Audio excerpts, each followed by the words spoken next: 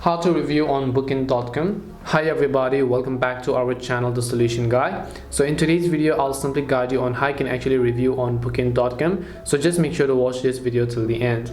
So if you'd like to write and leave a review on booking.com after you've stayed at a specific place, all you need to do is just launch the booking.com application first.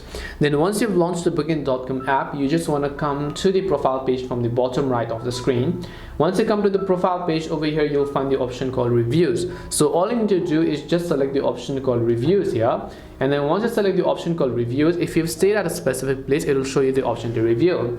Now in my case, it says after you've stayed at a property, you'll be invited to write a review. This lets us know our reviews come from real guests like you. So basically only after you've finished the booking and stayed at a specific place, only then you'll be prompted to write a review. Until then, you cannot do anything.